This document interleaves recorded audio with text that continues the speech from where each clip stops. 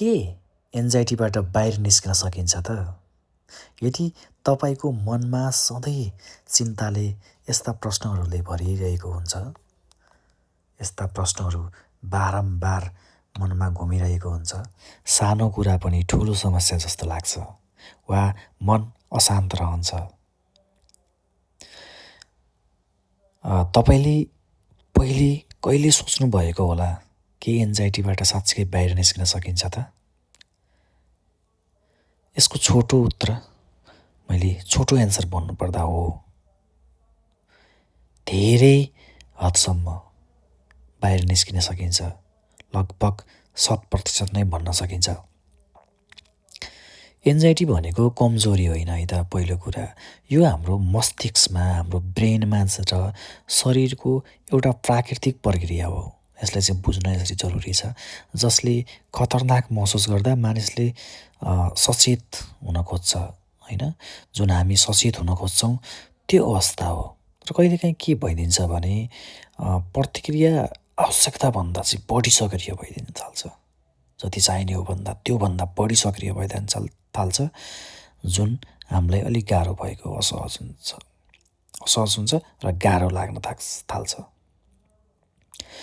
राम्रो कुरा के छ भने एन्जाइटी चाहिँ कहिले पनि पर्मानेन्ट सजाय जस्तो पर्मानेन्ट चाहिँ रहँदैन। सबभन्दा यसको सुन्दर पक्ष यही छ। धेरै मानिसहरूलाई सही सहयोग पाउँदैनन् होइन, आफ्नो डेली जीवनशैली सुधार गर्न सक्दैनन् होइन, जुन मानसिक स्वास्थ्यका अभ्यासहरूबाट टाढा रहन्छन् होइन, त्यस्तो मान्छेहरूलाई चाहिँ गाह्रो भइरहेको हुन्छन्। यस्तो जुन कुराहरू अरूको कुनै सहायता पाउँछन्, जीवनशैली सहजै सुधार गर्छन्, त्यस्ता मान्छेहरू सहजै बाहिर आउन सक्छन्। यसलाईबाट बाहिर आउनका लागि अहिले मेरो ग्रुपमा धेरै मान्छेहरू जोडिरहनु भएको छ। उहाँहरूलाई म बाहिर ल्याइरहेको छु। मैले अस्ति पनि भने 16-17 जनाहरू बाहिर ल्याइसकेको छु र नयाँ साथीहरू जोड्ने क्रममा हुनुहुन्छ। उहाँहरूलाई पनि मैले मजाले बाहिर ल्याउने कोसिस गरिरहेको छु। अब यसमा धेरै कुराहरू जोडिन्छन् कसरी बाहिर आउने होइन। नियमित व्यायामदेखि लिएर, निद्रादेखि लिएर होइन, मेडिटेसनहरू छन्, माइन्डफुलनेस मेडिटेसनहरू हुन्छन् होइन।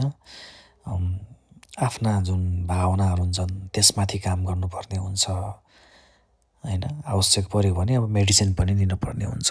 सकेसम्म म मेडिसिन भन्दा पहिला चाहिँ यदि मसँग जोडिसक्नु भयो भने, मेडिसिन खाँदै गर्नुभएको छ भने त्यहाँबाट चाहिँ निकाल्न चाहिँ म पूर्ण सहयोग गर्छु। एन्जाइटी पूर्ण रूपमा एन्जाइटीलाई ठिक पार्नुपर्छ होइन, एन्जाइटीबाट निस्किनुपर्छ, त्यो लक्ष्य चाहिँ होइन है। लक्ष्य भनेको चाहिँ एन्जाइटीले तपाईँको जीवनलाई नियन्त्रण नगरोस् भन्ने हो मेरो लक्ष्य। त्यसले चाहिँ नियन्त्रण चाहिँ गर्नु भएन। यदि तपाईँ अहिले एन्जाइटीसँग सङ्घर्ष गरिरहनु भएको छ भने सुधार सम्भव छ। सानो कदम सुरु गर्नुहोस्, आफूलाई सम्य दिनुहोस्, आवश्यक पर्यो भने सहयोग लिन नहिचकिचाउनुहोस्। हामी छौँ, तपाईँलाई सहयोग गर्छौँ। किनकि एन्जाइटी तपाईँको सम्पूर्ण चाहिँ परिचय चाहिँ होइन है, यो केवल एउटा अनुभव हो र यसलाई व्यवस्थापन गर्न मजाले सकिन्छ, तर सिक्नुपर्छ है त। अब कसरी बाहिर आउने, तपाईँलाई टक्कै बाहिरै आउने चाहियो, कसरी सहयोग गर्न सकिन्छ भनेर जिज्ञासा लागेको हुनसक्छ।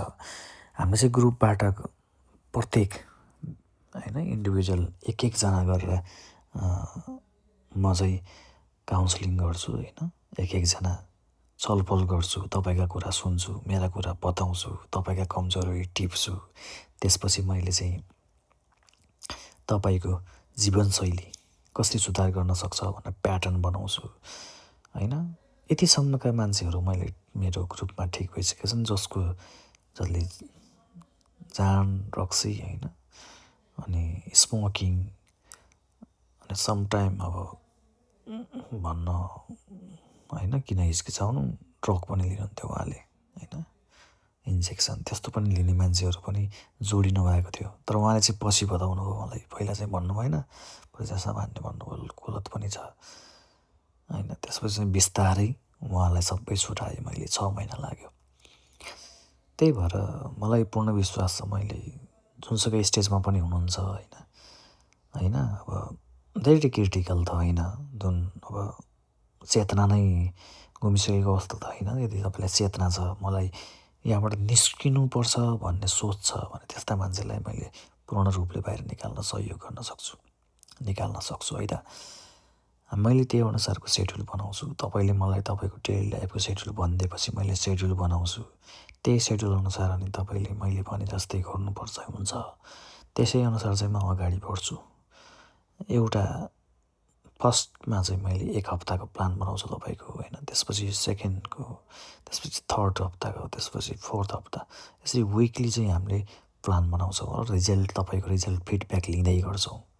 दिनमा आवश्यकता अनुसार हामी 5-10 मिनट 20 मिनट प्रत्येक दिन तपाईँसँग बोल्छौँ, प्रत्येकसँग बोल्छौँ 5-7 मिनट 10 मिनट कसलाई कति बोल्ने होइन, कति रिजल्ट के आइरहेको छ त्यो अनुसार टाइम पनि दिन्छौँ, बुझ्दै जान्छु है त। मैले त्यसरी चाहिँ ग्रुपबाट मैले व्हाट्सएपबाट होइन इमोबाट त्यसरी नै मैले सहयोग गरिरहेको छु।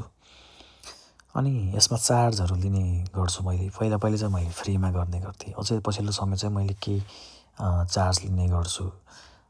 चार्ज लिँदा के हुँदो रहेछ भने जुन हाम्रो साथी हुनुहुन्छ होइन त्यस्तो भएको, उहाँले पनि मन लाएर गर्नुहुँदो रहेछ क्या। पैसा परेको छ भने चाहिँ पहिला फ्री गर्दा चाहिँ फ्रीको क्लास भन्ने भ्यालु नदिने हुन्थ्यो। पछिल्लो समय मैले जबदेखि चार्ज गरेँ झन् रिजल्ट राम्रो आएको छ है त। ल मैले भन्नुपर्ने धेरैले चाहिँ जिज्ञासा निस्किनै सकिन्न कि कस्तो के होइन, धेरै लफडा हुन्छ। उहाँहरूलाई चाहिँ मैले एटलिस्ट जोडेर तपाईँले मसँग जोडिनु भयो तपाईँले होइन, आधा 1 घन्टा पहिलोचोटि फ्रीमा बोल्न सक्नुहुन्छ मसँग होइन, तपाईँको बारेमा बुझ्छु, तपाईँलाई मैले कुन अवस्थामा छ तपाईँ त्यो मैले एउटा तपाईँलाई क्वेसनहरू सोध्छु, त्यही अनुसार मार्किङ गर्छु अनि त्यही अनुसार चाहिँ तपाईँलाई अगाडि बढ्छु है त म। ल आजको भिडियो यतै नै होइन, तपाईँहरू खुसी रहनुहोस्, मस्त रहनुहोस् होइन, जिन्दगी सुन्दर छ है त। ल